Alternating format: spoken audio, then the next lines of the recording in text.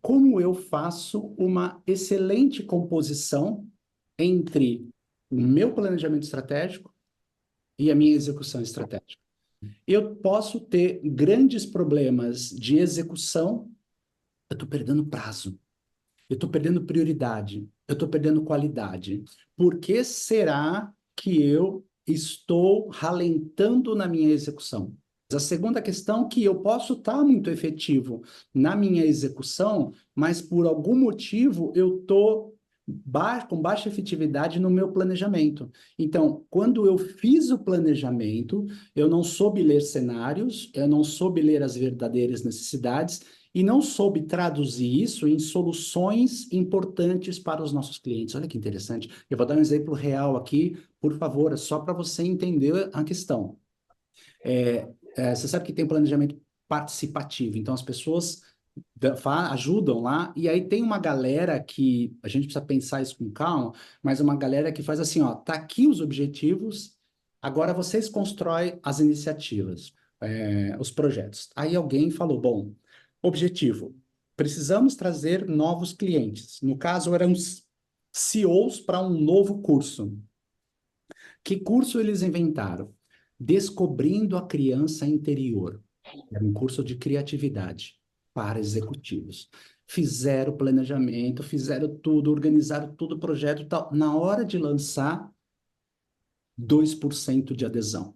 É o que a gente chama de Product Market Fit. O produto não encaixou com o mercado. O produto não é desejável pelo mercado. Então, para CEOs, um curso de redescobrindo a criança interior não bateu. Daí, imagina todo mundo fazendo esse trabalho. Quem é de TI sabe disso. Às vezes você está lá construindo 2 meses um produto, de repente alguém diz, ó, aborta, pode esquecer, não é mais esse produto, o cliente quer alguma outra coisa. A habilidade de você compor uma ótima estratégia com uma ótima execução, ela é fundamental para o crescimento da sua organização. Você tem 10, como se você tivesse uma ótima composição de muito efetivo no planejamento e na execução. E 5, como se você tivesse uma dificuldade muito grande, tanto de planejar e de executar. São 9 blocos. Dá uma olhada e se pergunte, o que eu quero melhorar? Então, você pode dizer, gostaria de melhorar meu planejamento, gostaria de melhorar minha execução. O planejamento efetivo e a execução efetiva que vai dar o seu crescimento sustentável, tá bom? Daí nós temos que perguntar, bom, como é que está o nosso modelo de gestão? Então, essa palestra de hoje, ela é uma continuidade da palestra que já está no YouTube, que você pode buscar. Você pode ir lá no meu canal, Eduardo Carmelo, e já tem lá 30 minutos da palestra de gestão por contexto. Porque a palestra fala sobre clareza, agilidade e autonomia. Essa palestra de hoje, nós estamos vendo mente organizada como pensamento estratégico, como as duas das 4 habilidades para você dar autonomia para a sua equipe. Se você só dá competência para a equipe, mas não muda o teu sistema operacional, as pessoas só vão ficar mais inovadoras, mais ágeis, mas elas não vão conseguir incorporar isso no dia a dia. Uma boa liderança, um bom projeto de gestão, ele não só oferece as competências, mas dá as condições. Você muda o sistema operacional para que aquele conhecimento possa ser incorporado no nosso dia a dia. Eu chamo de pensamento estratégico aquela empresa ou você, aquele ser que vai conseguir, por intento, por desejo, vai querer se diferenciar e gerar a sua própria desejabilidade. Eu posso pedir um café na padaria, a pessoa vai me trazer um café. Eu posso estar numa padaria, aquela padaria me atende, bacana, ela faz o café bom, mas não tem uma diferenciação. Quando eu penso de forma estratégica, eu sempre estou pensando em diferenciação. A segunda questão, quando eu penso de forma estratégica, eu estou pensando em criação de um posicionamento estratégico.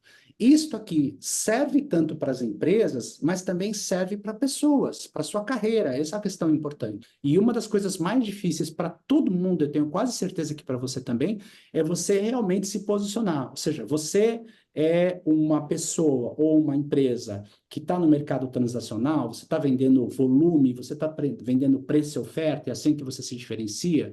Você está no mercado de nicho, você vende especialidade, particularidade, conhecimento, tecnologia. Você está no mercado premium, você vende experiência única, você vende entrega singular, você consegue margens de lucro diferenciadas. A gente está bem doido, porque a gente está falando que a gente é premium, mas a gente, na verdade, é transacional. Eu estou botando na internet que eu sou faixa preta, mas quando o cliente vem falar comigo, eu descubro que eu sou faixa amarela. E o pior, o cliente também descobre. Para eu melhorar a minha capacidade de planejamento estratégico, o que que eu preciso ter? Eu preciso aprender a ler sinais. Isso é uma questão fundamental. Sinais do mercado, sinais. PND é problemas, necessidades e desejos dos clientes.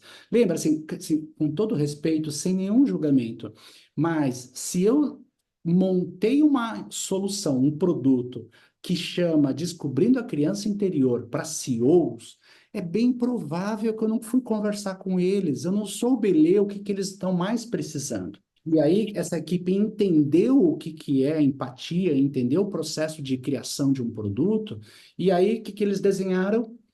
Diferenciação no mercado de commodity. Passaram de descobrindo a criança interior para diferenciação em mercado de commodity. Passaram de 2% de adesão para 86% de adesão. Daí eu tenho a capacidade de ler essas oportunidades e transformar numa solução e, quem sabe, até utilizar a inovação disruptiva para isso. Ah, Edu, isso que é um planejamento estratégico, isso que é um pensamento estratégico? É. Eu sei diferenciar, eu sei criar o posicionamento e eu tenho a mente organizada, entendeu? Já vou chegar lá. A mente organizada é quando eu pego um plano estratégico, recebo, então, talvez eu não possa produzir um plano estratégico, mas eu recebo um plano estratégico e aí eu consigo, literalmente, desdobrar esse plano com excelência. A mente organizada faz o quê?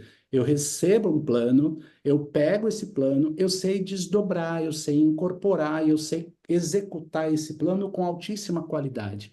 Edu, mas pintou uma turbulência. Não tem problema, eu tenho a minha resiliência estratégica. Eu consigo antecipar, eu consigo parar para pensar, eu consigo ver o que está acontecendo e vou fazendo um realinhamento constante para que esse plano aconteça. Eu não me perco, eu não tenho piti, eu não tenho destempero emocional. Não, não, eu estou lá focado, concentrado, com trabalho profundo, sabendo criar novas soluções, tirando obstáculos para conseguir executar o plano. Eu trabalho para três tipos de empresa.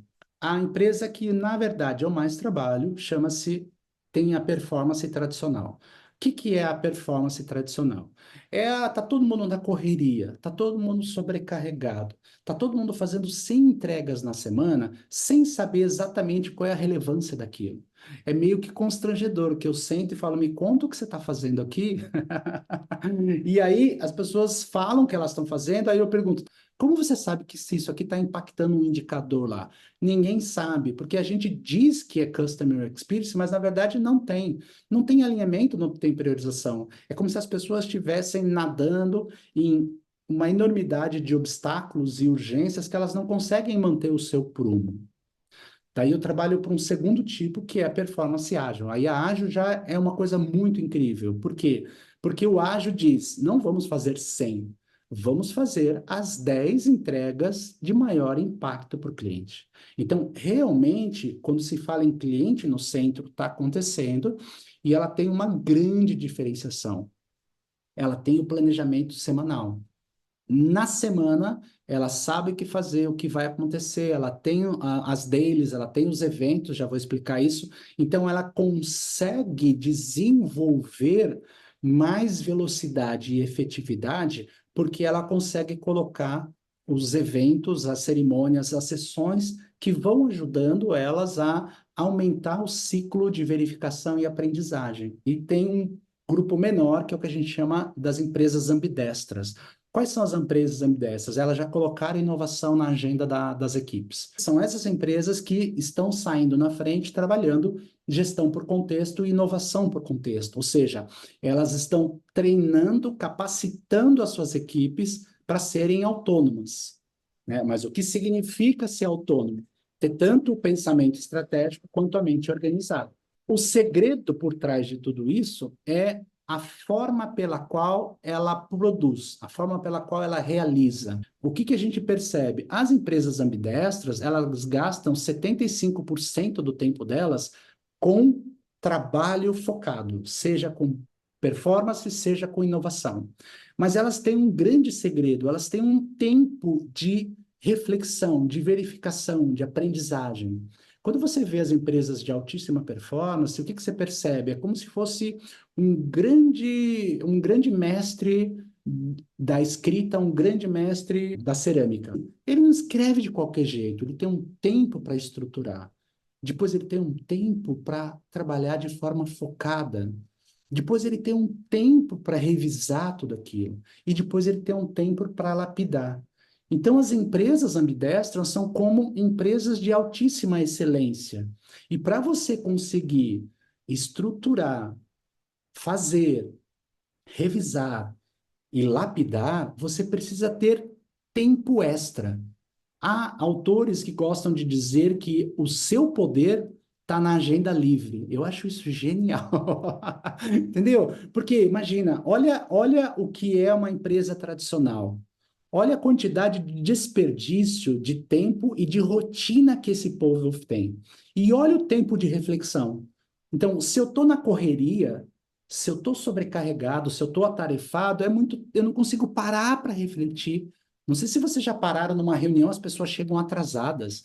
Depois, na reunião, parece que elas não estão na reunião, porque elas estão na reunião, olhando no celular ou com o computador aberto, fazendo uma outra questão. Elas não conseguem parar para refletir. É uma doideira isso. São três: performance tradicional, ágil e ambidestra.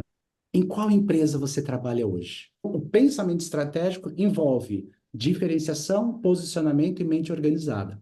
Por que que eu estou dando um foco na mente organizada? Porque eu fiz uma enquete com os meus clientes e botei, inclusive, nas redes sociais, e voltou para mim entre pensamento estratégico e mente organizada, de 80 resultados, 62 quiseram mente organizada. Aí eu falo, acho que faz sentido, porque a maioria das pessoas ainda está na performance tradicional. Eu construí aqui para vocês o que que a gente chama de uma mente organizada e o que a gente chama de uma mente desorganizada. Mas tem muito a ver com a parte da neurociência que estuda as funções executivas, a parte capaz de planejar, priorizar, alinhar, organizar, verificar e ter sucesso no projeto, tá? Então, a primeira coisa que eu vejo, quando eu entro numa empresa que os líderes me pedem para ajudar no projeto, eu digo, ok, me contem tudo, agora me deixam falar com a equipe. Galera, vocês estão bem? Me fala de ontem. O que que você desenhou ontem como backlog? Daí o cara fala, eu fiz tarefa um, tarefa 2, tarefa 3, tarefa 4, tarefa 5. Daí eu falo, tá bem, o que que você conseguiu? Aí o cara fala, tarefa 4. Aí quando você fala tarefa 4, né? Você fala, meu Deus do céu, existem algumas perguntas que eu normalmente faço. Como é que você sabe que a tarefa um é a mais importante? Como? Por que que eu estou buscando? Eu estou buscando como está a configuração mental dele. O que que a gente deveria, como líder, dizer? Bom, eu preciso priorizar, dar clareza para essa mente organizada e dizer quais são os dois objetivos, quais são os dois indicadores, ou dois ou três, que orientam o trabalho dele. Ele sabe o que é a tarefa um, se é a mais importante? Ele poderia dizer, não, minha tarefa um está ligada ao OKR1, a minha tarefa 2 está ligada ao OKR2. Então, ele sabe o que está orientando ele, qual é o objetivo está orientando ele, tá certo? Por isso que a pergunta aqui é, você sabe quais são os dois ou três principais OKRs? Em tese, se você não usar OKR, você pode usar objetivos ou metas, ou você pode usar os indicadores, porque você consegue conferir o primeiro nível da mente organizada, que é a capacidade dele de priorização. Daí você faz a terceira pergunta importante. Se você fez um backlog, se a sua mente organizou o nível de prioridade 5 tarefas, por que que você só fez a 4? Por que será que você fez a 4 e não a primeira? Entendeu? Então, olha interessante o trabalho de organização. Se eu tinha 5 coisas para fazer e tudo foi doido, em tese, eu precisava fazer a única coisa mais importante, mas eu fiz a 4. Por que será que aconteceu? E nós vamos juntos já investigar essa questão. Daí você pode inferir, puxa vida, então eu estou fazendo muita coisa, eu estou com muita interferência, eu estou com muitas reuniões, eu estou com muitas emergências. O que está acontecendo que eu não estou conseguindo manter o importante mais importante, como mais importante, né? O que será que está roubando o meu tempo, que está evitando, que está impedindo com que eu faça o que precisa ser feito? E daí vem a questão, que aí é bom, como você, como líder, se segurar na cadeira, que é, bom, qual é o tipo de, eu pergunto para eles, né? Qual é o tipo de apoio que você tem da sua liderança para repriorizar, realinhar, ou mesmo para te dar apoio? Entendeu? Lembra que eu falei para vocês? Na pandemia, todo mundo focou em sintoma, faça mais mindfulness, que é ótimo, não estou dizendo para não fazer, mas qual era a coisa mais importante? A causa. Quais eram as 3 causas? Por que que as pessoas estavam doentes? Primeiro, o líder não sabia priorizar, o líder não sabia alinhar e o líder não dava apoio. Pronto, fechou a história. Quando você ajuda na priorização, no alinhamento e no apoio, você baixa a tensão improdutiva, você baixa a desorganização profundamente. Olha um case, né? Um case da CAT. Os caras trabalhavam com 750 KPIs. Imagina 700 KPIs, você detona as pessoas. Daí os caras pararam, fizeram uma revisão, uma verificação e falaram, assim, não dá, né? Não dá para você dar foco, concentração e comprometimento para as pessoas com 750 KPIs. Então, eles diminuíram de 750 KPIs para 12. Olha que incrível isso. O seu trabalho não é dar pressão. O seu trabalho é checar o nível de informação ou conhecimento que essas equipes têm, para depois ajudá-las. Eu sento com os diretores e digo assim: vamos lá, são esses objetivos, esses indicadores, cada um prioriza aqui para a gente ver. Todo mundo fica desconfortável, porque cada diretor prioriza de um jeito. Então, está priorizado baseado nos silos, nos departamentos, mas não está priorizado baseado na estratégia. Olha que forte isso. Se está priorizado, vamos para o segundo elemento, que é o elemento do alinhamento. Então, o que que eu chamo de priorização? Ah, legal, eu sei quais são os mais importantes. E o que que eu chamo de alinhamento? Agora eu sei que o que eu estou fazendo, as minhas contribuições, as minhas tarefas estão impactando diretamente nesses OKRs. Aí sim, o que que você sente? Que as pessoas estão desalinhadas. Então, aquilo, por que que ela está fazendo a tarefa 4 se ela tinha que fazer a tarefa 1? Por que que isso está acontecendo? Olha que incrível isso. Então, a coisa não está coordenada, então fica disfuncional. Eu estou fazendo um monte de coisa que, na verdade, eu não sei qual é o impacto. Eu tenho todo o trabalho de prioridades.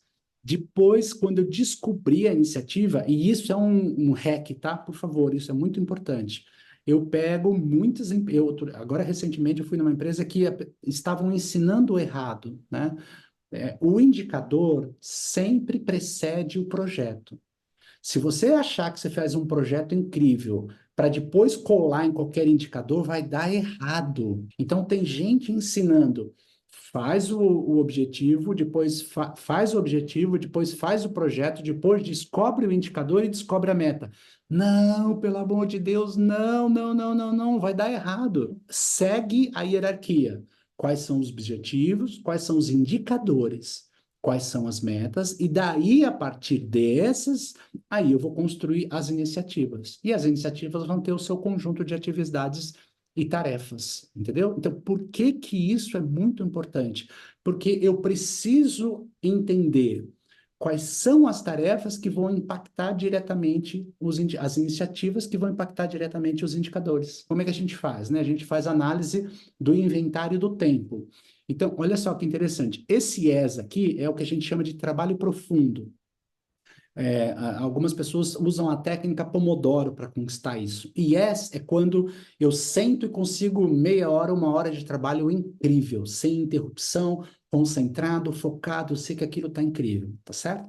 Então, olha essa carga horária aqui, de 20 horas e você vai dizer, bom, dessas 20 horas aqui, isso tem 4 de trabalho profundo. O que que é esse tempo de espera? É tudo que você parou, não deu continuidade do trabalho. Então, aqui pode ser uma rotina que você teve que fazer, pode ser uma reunião que você precisou fazer, qualquer outra coisa que é desperdício desse processo. Então, a gente pinta com essas cores para que as pessoas possam ter uma ideia de quanto tempo elas estão gastando nos blocos. Uma empresa que é ambidestra, ela gasta a maioria do seu tempo no bloco estratégico, desempenho e inovação. E ela abre espaço para verificação. Não lembra? Agenda livre é poder. Agenda livre é capacidade de refinar, de revisar, de pensar, de inovar. Olha que forte isso. Então, o que que você vê? Por que que as pessoas estão sobrecarregadas? Porque acontece um monte de coisa na agenda que não deixa ela produzir com mais verde. Olha que interessante. Então, o que que a gente faz? A gente tem a metodologia, chama APRE, a gente transforma essa agenda nessa agenda.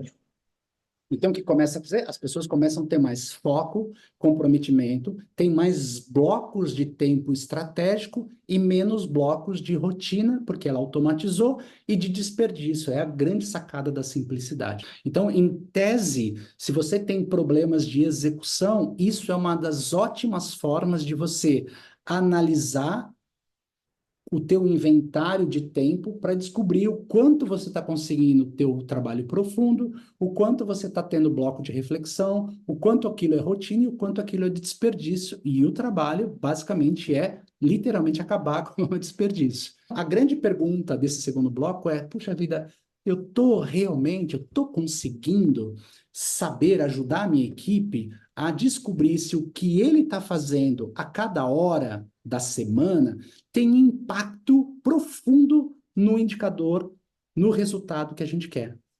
Legal? Então, o que que eu chequei? Primeira coisa eu chequei priorização. Segunda coisa que eu chequei, alinhamento. Se o que ele está fazendo tem um impacto direto no resultado que ele tem.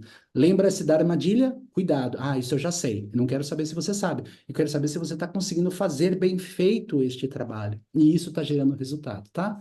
O terceiro componente é o que a gente chama da verificação e da aprendizagem. Esse é o nosso termo. De tempos em tempos, eu consigo parar no meu dia ou na minha semana para ver se o que eu estou fazendo está priorizado, está alinhado, se tem algum empecilho e como eu posso resolver. Então, o que que a gente começa a perceber aí? Sabe quando a gente diz que as pessoas têm muita iniciativa e pouca acabativa? Muitas demandas não necessariamente vão gerar resultado. Por que que a gente chama de desatento, desamparado, desatualizado? Porque o projeto ficou lá parado. Né? Para nós, isso para mim é o meu segundo tesouro, tá? Se você perguntar para mim, eu digo é o segundo tesouro, e isso a gente puxou da agilidade e da ambidestralidade. Então, o que que é a verificação e aprendizagem? É quando a gente põe esses, a gente chama de eventos, tá? Então, eu tenho na segunda-feira um evento chamado planejamento. Então, eu vou planejar a minha semana. Então, eu sei o que que eu vou fazer na minha semana. Existem alguns CEOs que, inclusive, fazem isso no domingo, né? Eu vou planejar a minha semana. Depois, no dia a dia, eu tenho o que a gente conhece como daily. Ou seja, todo mundo conhece, mas ninguém faz. Tem gente que faz daily uma vez por semana. Daily é aquela parada de 15 minutos que eu faço no começo para me perguntar o que eu fiz ontem de relevante, lembra? Eu tinha que fazer um, fiz o quatro, foi relevante? O que que eu vou fazer hoje? Então, eu vou ter que fazer o um de novo? Quais foram os empecilhos? Quais são as soluções que eu posso ter para eliminar isso? Essas paradas, elas são paradas estratégicas para saber se eu estou replanejando, se eu estou repriorizando, se eu estou realinhando, quais são os obstáculos e se eu consigo tirar esses obstáculos diariamente ou na semana, eu consigo ganhar velocidade e qualidade de trabalho. Depois, na mesma semana, eu vou revisar as minhas entregas e eu vou ver quais são as retrospectivas. Quando a gente trabalha com ambidestralidade, a gente ainda tem sessões de inovação aqui. Aí você fala, Edu do céu, você está me sacaneando, né? Porque eu já tenho um monte de coisa, você quer que eu ponha essas sessões para que eu consiga trabalhar melhor? Não vai dar, porque é mais coisa para eu fazer. O que a gente está dizendo? Ó, se você fizer todos esses eventos bonitinhos, isso representa somente 15% do seu tempo de trabalho. Então, quando você olha lá e vê que você está perdendo 50% do seu tempo com desperdício e rotina, esse é um excelente motivo para você usar a inovação para eliminar aqueles desperdícios para ganhar tempo. Então, quando você põe as sessões, na verdade, você está sendo muito mais efetivo, porque estas sessões te permitem eliminar aqueles obstáculos. É maravilhoso, gente, você não tem noção como isso é forte. Daí você começa a perceber que você está melhorando a organização de trabalho das pessoas. Porque imagina elas priorizadas, imagina elas alinhadas, fazendo aquilo que sabe que vai gerar impacto. Imagina elas inteligentes, fazendo paradas para verificar se o que elas estão fazendo está dando certo. Tá vendo, Lígia? O trabalho de autonomia, como é forte. Lembra que eu te disse? É um processo. Olha que forte. Daí sim, daí você vai dizer, legal, eu priorizei, eu alinhei e eu botei sessões de verificação e aprendizagem. Depois de tudo isso, se eu fiz tudo isso, será que tem gente ainda desengajada? Muito desse desengajamento vem justamente por estar despriorizado, desalinhado, sem verificação, desamparado, né? Daí sim eu vou dizer, bom, então vamos lá, galera, me conta aqui como está o nível de engajamento para a gente poder fazer tudo isso. O que que é a mente organizada, que eu chamo de clareza de impacto? Ela sabe qual é o objetivo, ela sabe qual é o indicador, está na ponta da língua. Ela está construindo projetos, produtos, processos que ela sabe que vai impactar desse indicador, são as iniciativas. Ela fez o backlog dela. E quando ela fez essa backlog, ela consegue cumprir as atividades e tarefas. Cada vez que você capacita a equipe para ter essa linha de raciocínio e ela consegue trabalhar sobre essa linha de raciocínio, nossa, ela começa a aumentar drasticamente o nível de resultado, porque ela está aumentando a capacidade de função executiva. Mas para isso tem uma das coisas mais fundamentais, que é o que a gente chama de contexto capacitante. Isso um nome que veio dos pais da gestão estratégica de conhecimento, Nonaka e o Takeuchi, né? E eles chamam isso de bar, que é um lugar, um espaço para que as pessoas possam conversar e aprender. Então, a gente também chama de segurança psicológica. Eu uso muito o termo empatia assertiva, ou seja, que tipo de ambiente precisa existir para que as pessoas possam sentir confiantes em dizer aquilo que está errado. Então, essa confiança, ela é uma espécie de co-construção, é uma mútua responsabilidade, é um alimento que o líder faz diariamente para poder fazer com que as pessoas possam expressar o que elas estão sentindo, para que elas possam comunicar as incoerências, para que elas possam ajudar a retirar os obstáculos, para que elas possam oferecer sugestões e para que elas possam trabalhar juntos para criar soluções. Olha que incrível. Lembra que eu disse, então, a autonomia não é um evento, não é agora você é autônomo, não. É um processo na qual você vai com a equipe orientando, capacitando, apoiando até ela subir o nível de domínio da habilidade e subir o nível de responsabilidade. Pronto. Aí você tem um ser que consegue ver uma oportunidade, pegar essa oportunidade, ter tempo de criar essa oportunidade e transformar isso numa solução. Aí você vê um ser que consegue ver um problema, parar, não botar por debaixo do tapete, parar, ter tempo de reflexão para desenvolver aquele problema, voltar e dizer, chefe, teve um problema aqui, mas eu já resolvi. Isso que é a grande essência da gestão por contexto. Eu crio o sistema operacional, mas eu também capacito as pessoas para se tornarem não só com uma mente organizada, mas com pensamento estratégico. Será que elas estão engajadas? Elas estão serenas ou elas estão ansiosas? Elas estão em estado de flow, você olha lá, você vê que as pessoas estão trabalhando, energéticas, tudo, ou elas estão lá fofocando, fazendo um monte de coisa que não, parando, tendo que parar, tá todo mundo desanimado porque tem tanta coisa para fazer que ele não consegue dar conta disso. Quantos treinamentos eu vejo que eu vou fazer lá, as pessoas sentam e falam, essas pessoas não estão aqui. Elas não estão aqui. Elas estão pensando em outra coisa, elas estão fazendo outra coisa. E eu acho que assim, para mim, Edu Carmelo, talvez Um dos melhores indicadores operacionais que eu sei que eu estou fazendo um bom trabalho é quando eu agendo um tempo e espaço para fazer aquele tipo de trabalho, e naquele tempo e espaço eu faço aquele trabalho, eu não faço qualquer outra coisa. Eu não desmarco, eu não troco. Não, porque aquilo, quando eu organizei um tempo e uma agenda para fazer uma determinada coisa, e eu estou fazendo uma outra coisa, eu estou descompromissado comigo mesmo. Grande parte desse material está no nosso curso online Mentalidade Ágil, Liderança com Mentalidade Ágil. Já, já, agora nós já temos, né? Já temos há 3 anos, as palestras e o workshop da gestão de contexto, e se você priorizar quais são os objetivos mais importantes. Então, não dá para ser 7 objetivos, gente. Não dá para ter 7 metas. O ideal é que cada um consiga ter 2 ou 3 objetivos. Se você tem a clareza dos indicadores, isso é extremamente importante, você vai desenhar os planos, as atividades, né, para impactar o indicador. Lembra que eu te disse? Não desenha o produto e depois encaixa no indicador, é roubada. Então, se você tem os projetos incríveis, aí você vai desdobrar no backlog, nas tarefas, e aí você vai estar na sua semana fazendo prioritariamente aquilo que você tem clareza que vai contribuir para a iniciativa, que vai contribuir para o indicador, que vai contribuir para o objetivo. Então, a pergunta bacana para a mente organizada é: o que eu estou fazendo hoje tem essa cadeia de valor?